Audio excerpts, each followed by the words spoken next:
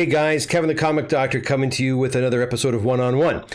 Today I want to talk a little bit about my own personal experiences with CGC and CBCS. That's right, those comic third-party grading companies that we've all come to love and in some cases hate. I'm going to talk to you a bit about those today. Before I get there though, hey, there's a draw going on. I'm almost at 300 subscribers. If you want to learn how you can win some free pressing and some free grading, have a look below in the information section. All the details are there.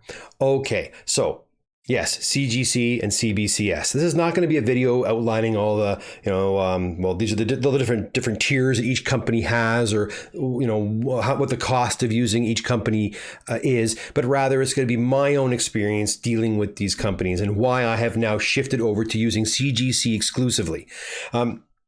It's not a very long story, so this should not be a very long video. I hope not anyhow, but let's get started with my first encounter with CGC as a dealer. So I approached them probably close to 10 years ago to become a dealer. I filled out the application package. I had to provide references from the comic book industry. I used some comic book shops that were already associated with CGC, and I used a couple of guys who run some local comic book shows in Toronto, and they actually called and vetted me. They called and they asked these people about me, and like I said, they vetted me and made sure that I was who I said I was and that I was doing what I said I was doing. And after about a week and a half to 2 weeks, they actually approved my application. I became an authorized dealer. What was really nice about that was they also introduced me to Bree, who I believe still works there, and she was my rep at that time. And she kind of I guess guided me through my first few submissions, explained how things worked.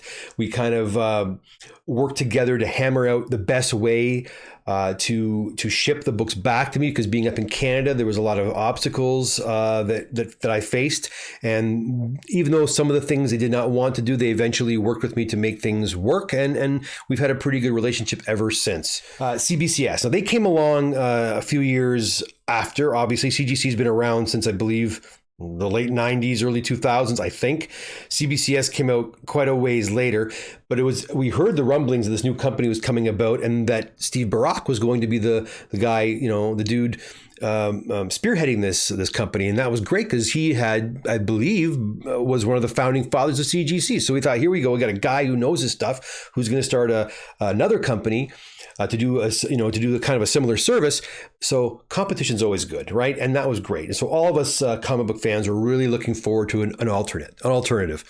So they came about. I excitedly sent my first package to them. It was some Golden Age books, some early Action Comics books. They came without a hitch. The shipping time wasn't ridiculous. It was fair.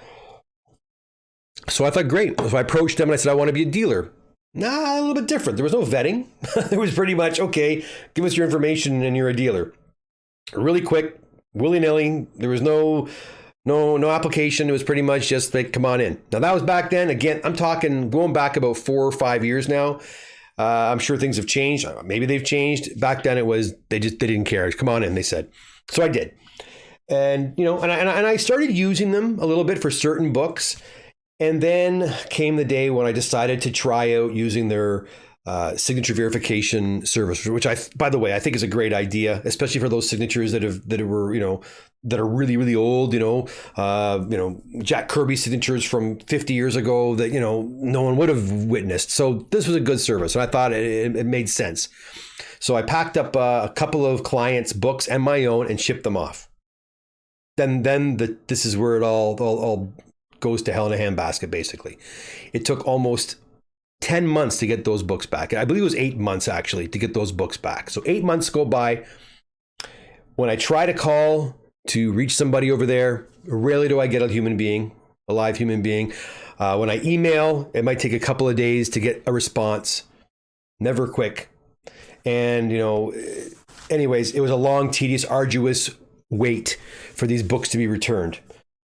It was a Hulk 181, some ASM 300s. So there were some pretty big books in there. I don't know why it took so long. Anyways, after about 8 months, they were sent back, and they were sent to the wrong address. Now, I'm not going to go into all the sort of details of all the running around, but I'm going to tell you right now, it took me probably 3 to 4 hours of my time writing emails, trying to making phone calls, talking to FedEx, whatever, to try to get this rectified. Finally, when it was rectified at FedEx, the books were in Canada and they were going to be shipped back to me. FedEx calls me and tells me it's going to be an additional $50 for the rerouting. And I said, no problem. Just pay. I want these damn books back like now. And I paid it. The books were finally returned to me. And I contacted CBCS. I told them how disappointed I was in the whole experience and how there was no one there to walk me through this, to help me. As a dealer, I'm responsible for other people's books, and it was other people's books that were in this limbo.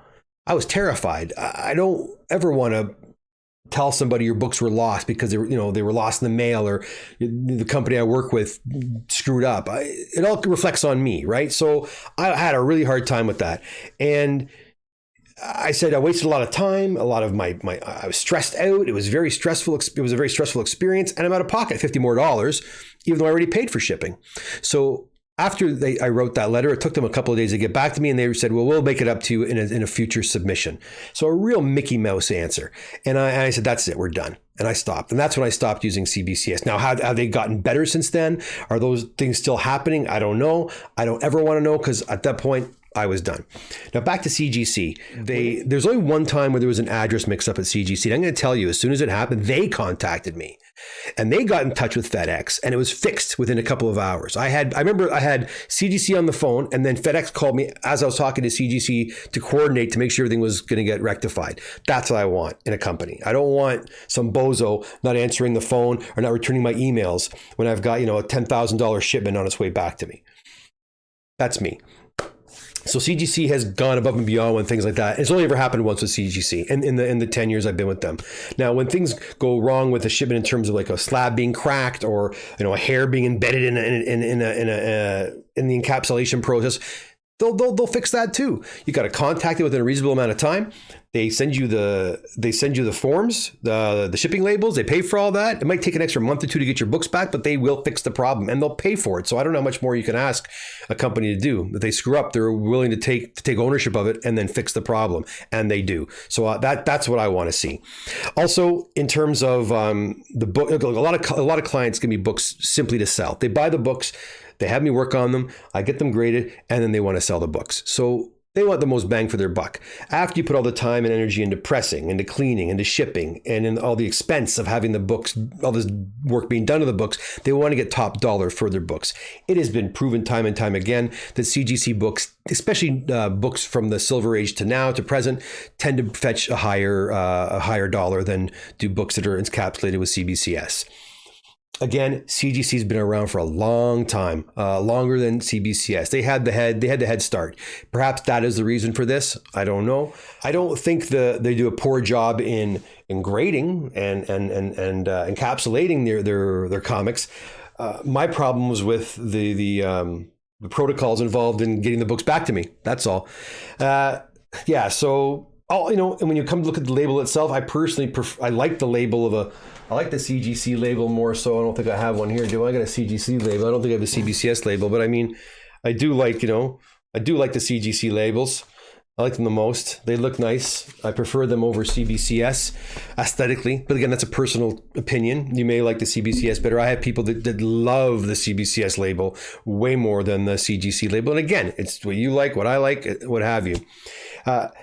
I don't think you're going to go wrong with either companies. If you decide to send your book to CGC or to CBCS, I don't think you're making a bad choice going with one or the other. I think your books are going to be taken care of. I think they're going to get graded well, and they're going to be encapsulated properly for the most part. And the books will get back to you eventually. I just, again, when something like that happened to me, it made me so nervous. It made me sick to my stomach. I couldn't use them again, or I haven't yet. Maybe I will. I thought when Beckett joined them that things were really going to change there. I don't know. Anyhow, I'm curious to know what your experiences have been like with CGC and CBCS. I mean, a lot of people, it's a heated debate, guys. It's a debate that when you go to a Comic Con and you have one guy who's pro CGC and one guy who's pro CBCS, the fireworks really can start happening. It's like one of those, it's actually kind of like a classic corporate rivalry, like, Coke versus Pepsi or Burger King versus McDonald's.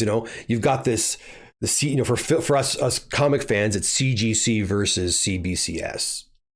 So in the comment section below, why don't you let me know your preference, or let us know your preference? There are people here who've never sent a book for grading yet, and they're trying to make up their mind which one to use. Perhaps you could help sway them one way or the other. So, do you have a CGC story to tell or a CBCS story to tell? Please tell us in the comment section below. Well, until next time, guys, thanks so much for popping by and letting me have this opportunity to rant on about CGC and CBCS. Maybe I'll make a video in the future detailing more of the experiences I've had with both companies. But until that time, take care of yourselves, keep reading them comic books, and we'll see you again. Bye now.